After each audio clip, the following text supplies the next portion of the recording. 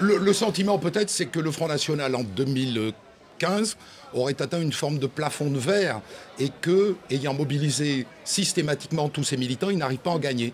Il n'arrive pas à gagner des électeurs. Non, je ne le crois pas. Je pense qu'au contraire, au vu des résultats qui sont les nôtres ce soir, et en particulier dans le Vaucluse, nous sommes qualifiés partout.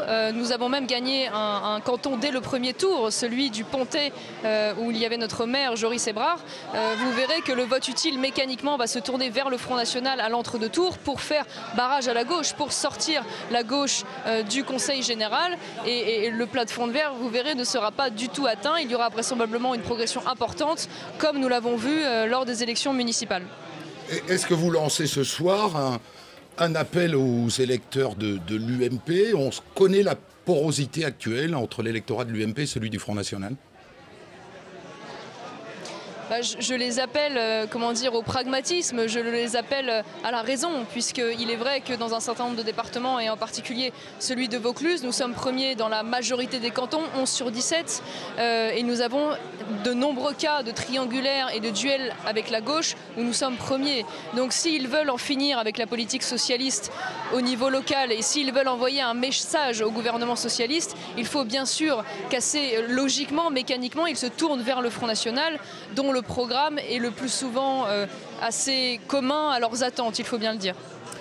Madame Le Pen, Nicolas Sarkozy a dit très clairement, très vite après l'annonce des premières estimations, qu'il était hors de question qu'il y ait des accords locaux. Or, il est considéré comme le grand gagnant de cette soirée.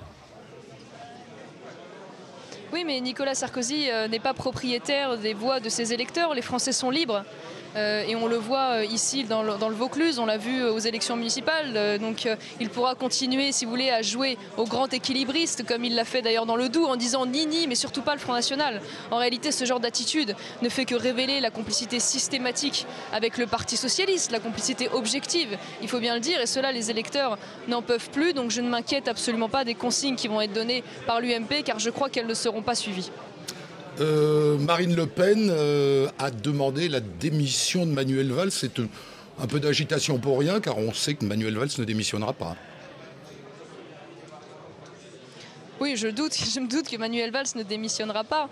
Néanmoins, pour un Premier ministre qui s'est engagé à ce point dans la campagne, qui ne fait que battre le pavé depuis des semaines pour aller soutenir les candidats socialistes, plutôt d'ailleurs que de faire son travail de Premier ministre, c'est quand même, il faut bien le dire, une grande défaite. Parce que, vous l'avez dit, le Parti socialiste fait un score tout à fait dérisoire pour un parti au gouvernement.